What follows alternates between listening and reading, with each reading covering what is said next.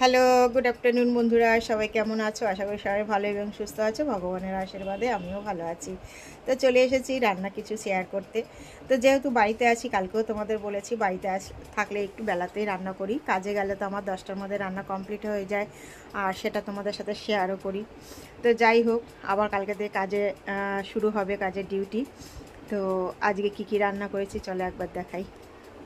তো যেহেতু সোমবার মেয়ে নিরামিষ খায়, তোমরা অনেকেই জানো। তো ভাতটা সম্পূর্ণ করে আলাদা রেখেছি, যেহেতু মেয়ে নিরামিষ খাবে।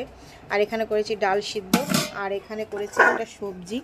দেখো কি কি আছে, আলু, বরবটি, শিম, বেগুন, কুমড়ো, মূলো সব কিছু দিয়ে একটা সবজি করেছি। মেয়ে এই সবজিটা খুব ভালো খায়।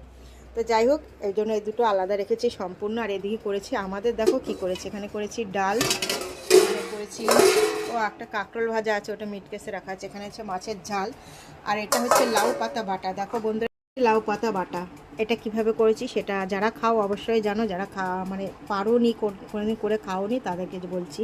এটা হচ্ছে দেখো, আমি পাতাগুলো যেহেতু একটু গোড়ার দিকে নিয়েছিলাম, একদম গোড়া বলতে খুব একটা বুড়োও কিন্তু নয়। তো যাই হোক, এটাকে আমি একদম সুন্দর করে ধুয়ে পরিষ্কার করে নিয়ে তারপর কুচিয়ে এবার গ্যাসে কড়াই বসিয়ে তেল গরম করে ওই গরম তেলে একটু শুকনো লঙ্কা, দুটোর মতন শুকনো লঙ্কা, একটু কালো জিরে ফোড়ন দিয়েছি, তার সাথে দিয়ে দিয়েছিলাম 8-10 কোয়ার মতন রসুন, কাঁচা রসুন। তারপরে দিয়ে দিয়েছিলাম প্রায় 8-10টার মতন কাঁচা লঙ্কা, যেহেতু আমরা একটু ঝাল খেতে ভালোবাসি, একটু ঝাল ঝাল। এবার তোমরা তোমাদের আন্দাজ মতন দেবে, যে যেরকম ঝাল খাও। তারপরে দিয়ে শাকটা দিয়ে, যেহেতু শাকটা থেকে প্রচুর জল বেরোয়, একটু চাপা দিয়ে দিতে হবে, তাতে শাকটাও একটু সিদ্ধ হয়ে যাবে, জলটাও টেনে যাবে।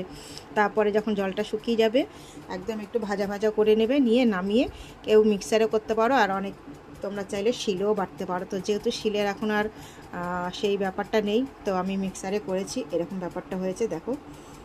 তো এইভাবে যারা খাও তারা তো অবশ্যই স্বাদ জানো, এটা গরম ভাতে কিন্তু দারুণ লাগে। আমরা কুমড়ো পাতাও এইভাবে খাই, খারকোল পাতাও এইভাবে বেটে খাই। আমার মানে তোমাদের দাদাভাই কিন্তু খুব ভালো, ও কিন্তু ঘটি, কিন্তু এইসব খেত না। কিন্তু যাই হোক, এখন আমাকে বিয়ে করার পরে এইসব খেয়ে খেয়ে এখন খুব ভালো মানে পছন্দ করে। তো যাই হোক, তোমরা কারা কারা খাও একটু কমেন্ট করে জানিও, আর রেসিপিগুলো কেমন লাগলো বা আমার ভিডিওটা কেমন লাগলো কমেন্ট করে জানিও, পারলে একটু শেয়ার করে ছড়িয়ে দিও। আর যে সকল ইউটিউব বন্ধুরা আমার মানে ভিডিওগুলো দেখছো বা দেখো, অবশ্যই আমার চ্যানেলটিকে সাবস্ক্রাইব করে আমার পাশে থেকো। ফেসবুক বন্ধুরা আমাকে বন্ধু করে নিও। সবাই সবার পাশে থেকো, সবাই ভালো থেকো, সুস্থ থেকো। আজকের মতন সবাইকে টাটা, সবাই থ্যাংক ইউ।